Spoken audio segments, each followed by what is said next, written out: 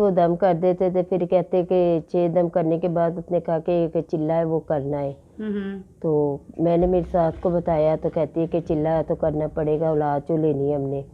तो वो मुझे कमरे में ले गए, कमरे में ले जाके अच्छा मुझे ये बताओ, जब आपको दम करता, 6 दम किए उसने आपको, तो कैसे दम करता था? दम करने का उसका रवैया बता सकती हैं आप? वो ना ऐसे पेट पे डोरी बांध के ना तो हाथ फेरता था। कमीज उठा कर या कमीज से ऊपर? तो एक कमीज के नीचे ही होती थी कमीज। तो कभी आपने उसे कहा नहीं था कि पापा आप कैसे दम कर रहे हो? जब आपकी सास ने नहीं बोला था ये कैसे दम हो रहा है, ये तो मेरी बहू की जाहिर सी बात है इज्जत होती है औरत की, और उसको ये कौन सा बाबा था जो इज्जत को हाथ लगा लगा के दम कर रहा था? मगर थोड़ी थोड़ी होश थी मुझे, मगर ऐसे था कि वो मुझे छेड़छाड़ कर रहा है, लगा हुआ है।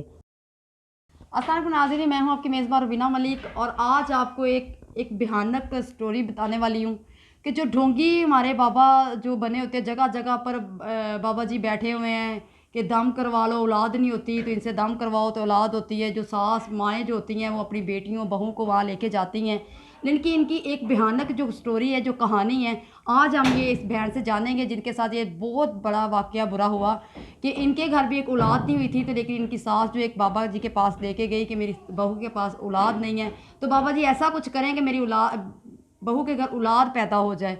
लेकिन आज की जो माएँ बहनें वो नहीं जानती हैं कि जो जगह जगह पर जो बाबा ढोंगी बैठे हुए हैं, ये बुज़ुर्ग नहीं होते ना, तो ये बाबा जी होते हैं। ये क्या करते हैं, लोगों की बहनों इज्जतों के साथ खेलते हैं। आए इस बहन से जानते हैं कि इनके साथ ऐसा वाक़या कैसे हुआ। अस्सलाम वालेकुम। वालेकुम अस्सलाम। अच्छा बहन मुझे ये बताएं कि आपके घर औलाद नहीं हुई थी, तो आप बाबा जी के पास कैसे पहुंची? हमारे घर औलाद नहीं होती थी, मेरी शादी को तकरीबन 5-6 साल हो गए थे। ठीक है। तो इस वजह से तो वो फिर मेरे साथ ना बातें करती थी, मेरी नंदे भी बातें करती थी। सही। तो मेरे शोहर को उकसाती थी कि दूसरी शादी कर लो, इसमें से औलाद नहीं होनी है। सही। मेरे में नुक्स निकालती थी। हम लोगों ने बड़ी रिपोर्टें वगैरह कराई, सही। तो उसमें रिपोर्टें मेरी भी क्लियर आती थी तो मेरे शोहर की भी। तो फिर कहने लगी नहीं इनसे दम वगैरह करवाओ, वो सही रहेंगे। तो हमारे इधर एक बाबा जी आए हुए थे, बड़े पहुँचे हुए थे, कहती थी इनके पास लेके चले दम करवाते। तो मेरे शोहर ने भी बोला नहीं, मैंने भी कहा, तो कहते नहीं आप चले, मुझे लेगी मेरे साथ। तो कहती कि नहीं चलो आप, नहीं तो हम लोगों ने आपको डिवोर्स दे देनी है, मेरे बेटे ने, हमें औलाद चाहिए किसी हालत में भी। सही। तो हम लोग उधर चले गए, तो वो लेके गई। उन्होंने ना 2-3 हफ्ते मुझे दम किया। सही। तो दम करते थे, कहते थे कि आपने 2 दिन बाद फिर आना दम करवाने। तो हम लोग अक्सर दम करवाने मेरे साथ मुझे ले जाया करते थे। सही। उनको तू पूछे दम के में करता। तो फिर आपके घर औलाद हुई? जी नहीं, औलाद नहीं हुई? वो दम कर देते थे, फिर कहते कि 6 दम करने के बाद उसने कहा कि एक चिल्ला है वो करना है। तो मैंने मेरी सास को बताया तो कहती है कि चिल्ला तो करना पड़ेगा, औलाद जो लेनी है हमने। तो वो मुझे कमरे में ले गए, कमरे में ले जाके तो उसने पढ़ाई शुरू कर दी। तो मैं जब पढ़ाई शुरू करती तो मैं बेहोश हो गई, मुझे कुछ होश नहीं था। मगर जब मैं होश में आई तो मैंने फिर रोक रोक मेरी सास को भी बताया। मैं उन्होंने कहा कुछ भी नहीं होया, बस चुप कर जाओ, कुछ भी नहीं होया, बाबा जी ने चिल्ला करना था वो करती है। अब हमारे घर औलाद होगी, मगर मेरे घर औलाद नहीं हुई। ठीक है, उसके बाद फिर मैं छोड़ के अपने शोहर को और सास को मैं अपने मेके आ गई थी। किस चीज़ का चिल्ला किया था और आपको क्या महसूस हुआ जब वो चिल्ला कर रहे थे? क्या आपको फील हुआ?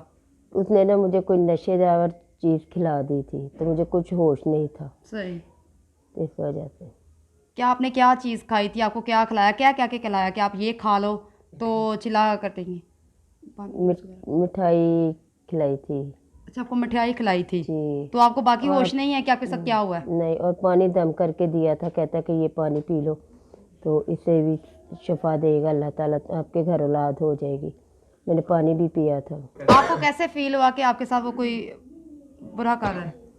मुझे ना ऐसे जैसे बेबी होश में थी, मगर थोड़ी थोड़ी होश थी मुझे, मगर ऐसे था कि वो मुझे छेड़छाड़ कर रहा है, लगा हुआ है। तो इस वजह से मतलब आपको फील हो रहा था? जी, मुझे महसूस हो रहा था कि गलत हो रहा है मेरे साथ। तो आपने अपनी सास को क्या बताया? मैंने बताया था मेरी सास को कि इसने मेरे साथ ऐसे ऐसे कर रहा है, किया अंदर। तो मेरी सास कहती है नहीं नहीं, ये बेटा आपका वहम है, आप ना नशे में थी, तो वो चिल्ले में उसने बिठाया हुआ था, इसलिए आपको कुछ महसूस नहीं, गलत हो रहा था इस वजह से। कोई उसने बाबा जी ने ऐसी हरकत नहीं की है। तो आपके हस्बैंड ने भी इस बात पे कोई इशू नहीं उठाया कि मेरी बीवी बेहोश थी और उसके साथ गलत किया आपने? अपनी माँ से सवाल या बाबा से, जो ढोंगी बाबा जो औलाद दे रहे थे, औलाद तो अल्लाह ताला की देन है, बंदा दे सकता है किसी को औलाद? नहीं, उसको भी मैंने बताया था, उसने कहा बस चुप कर जाओ, कोई ज़रूरत नहीं है तुम्हें शोर मचाने की। कुछ भी नहीं किया बाबे ने, इतना आपका वहम ही है। मुझे यकीन है, मुझे पता है मेरे साथ क्या किया था बाबे ने। अच्छा, मुझे ये बताओ, जब आपको दम करता, 6 दम किए उसने आपको, तो कैसे दम करता था? दम करने का उसका रवैया बता सकती हैं आप? वो ना ऐसे पेट पे डोरी बांध के ना तो हाथ फेरता था।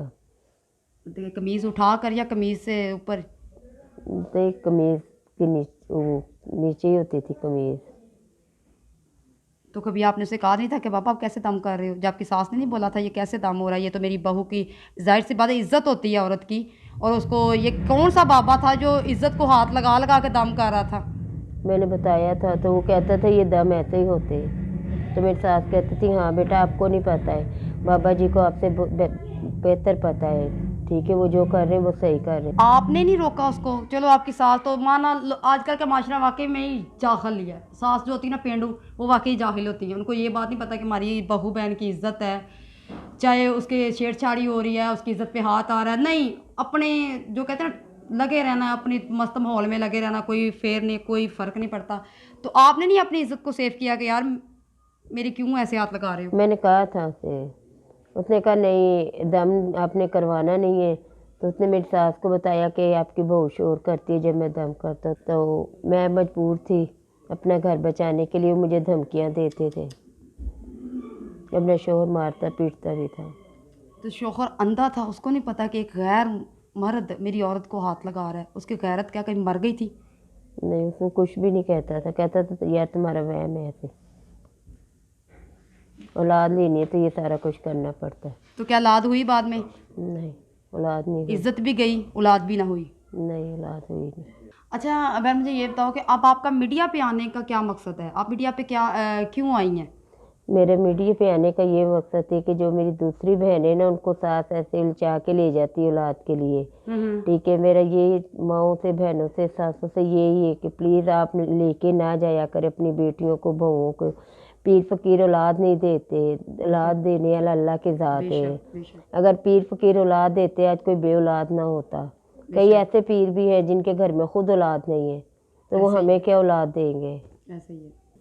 अब आप अकेली रहती हैं घर पे कि जो आपके साथ कोई और भी है? नहीं, मेरा एक भाई रहता है साथ में, मैं अपने भाई छोटा के है? पास आ गई हूँ। आप अपना घर बार क्यों छोड़ के यहाँ पे अपने भाई के पास आई हैं? वो जो शोर इसलिए छोड़ के आ गई हूँ कि वो जो मेरी इज्जत नहीं कर सकते महफूज, वो क्या करेगा मेरे साथ आगे। जी नाज़रीन, आपने इस बहन की बातें सुनी और ये हमारी माँओं बहनों के लिए एक अहम मैसेज दिया गया है कि ये बुज़ुर्ग जब बाबों के पास ना अपनी बेटियों और माँ बहनों को बहुओं को ना लेके जाया करें। अल्लाह की औलाद देनी जो है ना अल्लाह ताला की ज़ात है, बंदा किसी को औलाद नहीं देता। तो प्लीज़ मेरा सबसे यही गुजारिश है कि किसी के पास भी अपनी माँ बेटी के ना लेके जाएं, अपनी इज़्ज़त को फेस करें। अगर कोई शौहर कहता है ना कि मैं औलाद लेनी है तो बाबे के पास जाओ, लानत बेचो इस शख्स के ऊपर, अपनी इज़्ज़त को बचाओ। औलाद देने वाली अल्लाह की ज़ात है। इसी के साथ मुझे इजाज़त दीजिए, अल्लाह ने के बाद।